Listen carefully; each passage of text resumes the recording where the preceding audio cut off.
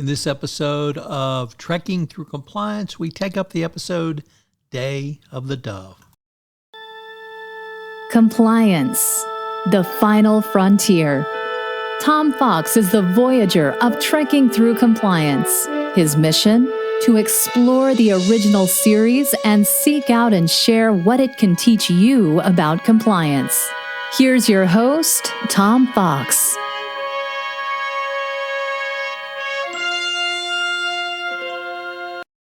Trekking Through Compliance, Episode 62, Day of the Dove. In this episode of Trekking Through Compliance, we consider the episode Day of the Dove, which aired on November 1, 1968, and occurred on stardate unknown. Story synopsis. Called to Earth Colony Beta 12A by a distress signal, which claims that the colony is under attack by a ship, Kirk and his landing party, Bones, Chekhov, and security guard Johnson, find no traces of the 100 men, women, and children who inhabited the colony. Kirk's suspicions of a Klingon involvement seem confirmed when the Enterprise detects the approach of a Klingon battlecruiser. Strangely, however, the cruiser is disabled and heavily damaged. Klingon Commander Kang and his landing party then beam down and subdue the Enterprise's landing party, accusing the Enterprise of attacking and killing 400 Klingons aboard his ship. He demands that Kirk beam the Klingon landing party up to the Enterprise. Meanwhile, Kirk accuses Kang of destroying the colonists of Planet 12A. Chekhov attempts to attack the Klingons, accusing them of attacking and killing members of a Federation outpost on which his brother was stationed, despite the fact that he has no brother. Kirk pretends to comply with Kang's order after Chekhov is tortured, but actually warns Spock by pressing a special button on his communicator. Scott then holds the Klingons in transit until security guards can cover the transporter room. Kang and his landing party are then beamed aboard and taken prisoners with the rest of the Klingon crew, including Kang's wife, Mara, who have been beamed to the Enterprise from their stricken ship. Soon thereafter, the Enterprise spontaneously accelerates to Warp 9 and traps all but 38 crew members below deck. When Kirk confronts Kang and accuses him of being responsible for the trapping of the Enterprise's crew, phasers and room ornaments turn into swords.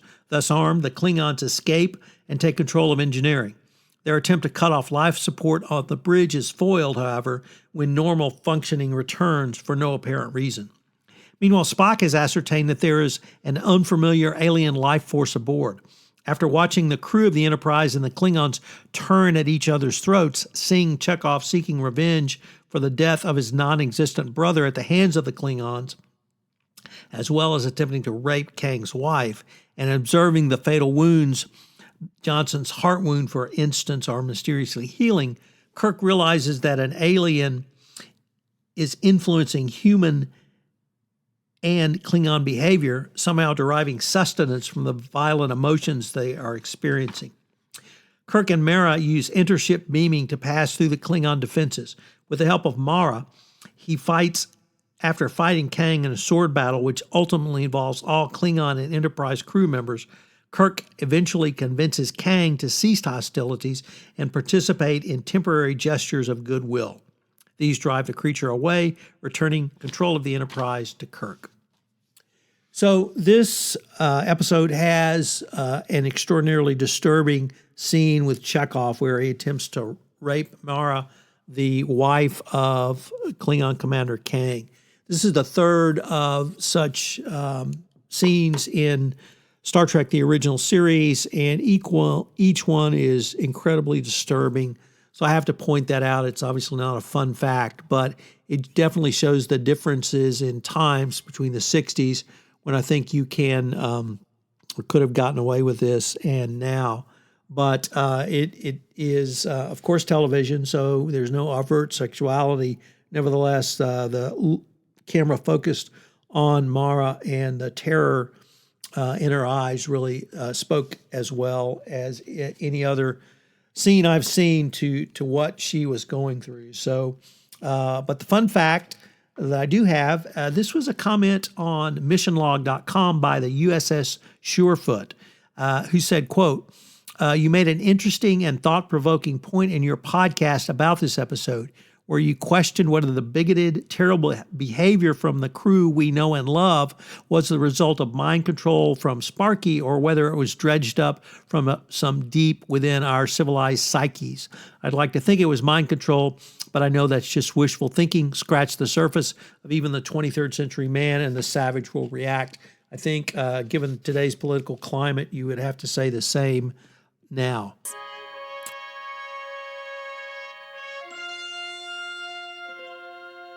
We have some interesting continuity issues in this episode. Michael Ansario reprised his role as Kang in the Star Trek Deep Space Nine episode Blood Oath and in Star Trek Voyager episode Flashback.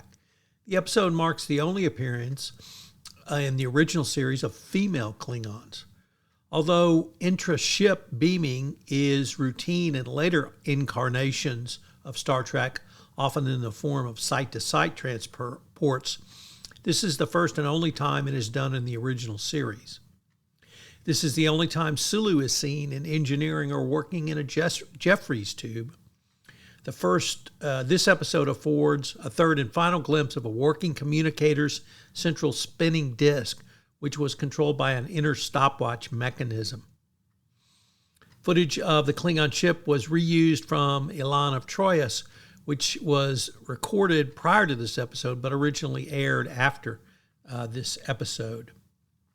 So a really interesting episode. I hope that you will check it out.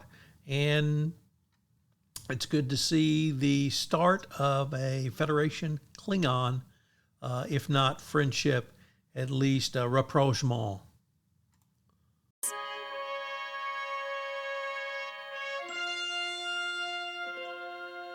I cannot think of a better Star Trek, the original series episode to do or to discuss the collaboration of compliance about more than the episode The Day of the Dove.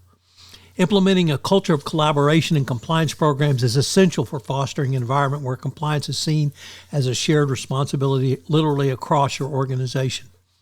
What are some of the effective strategies you can use? Number one, lead by example. Senior leadership, including the compliance officer and other C-suite executives, must model the desired collaborative behaviors and set the tone for the entire organization. Leadership should actively participate in compliance initiatives and engage with employees and demonstrate a willingness to listen and incorporate feedback. Number two, promote cross-functional collaboration.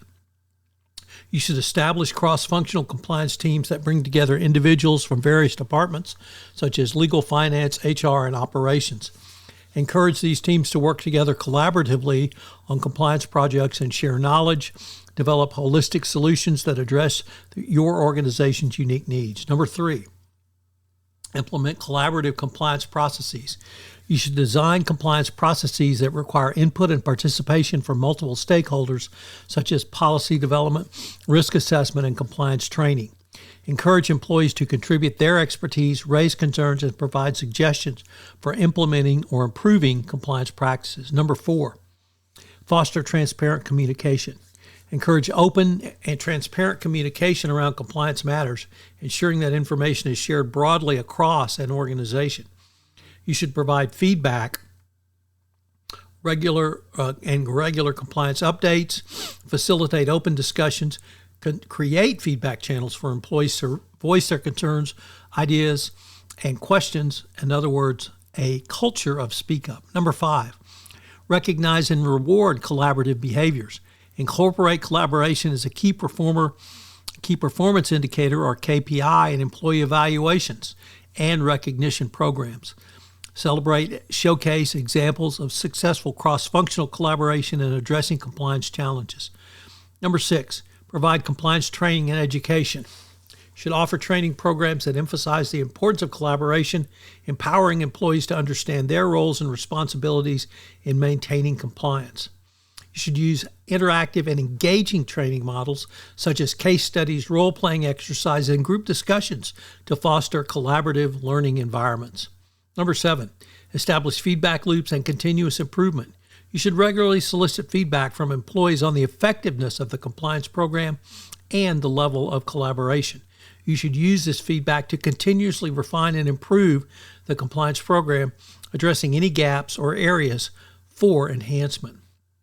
Number 8, leverage technology to enable collaboration. You should implement collaborative compliance tools such as shared document repositories, project management platforms, communications channels to facilitate information sharing and collective problem solving. You should ensure that technological solutions are user-friendly and accessible to all employees. Or, as Karsten Tam continually reminds us, it's all about the UX. By consistently implementing these strategies, organizations can cultivate a culture of collaboration in their compliance programs, empowering employees to contribute actively, share knowledge, and work together to identify and mitigate compliance risks going forward. Join me tomorrow where I take up the episode For the World is Hollow and I Have Touched the Sky on Trekking Through Compliance. If you enjoyed this episode of Trekking Through Compliance, you can help it grow by sharing it with the biggest Trek fan you know.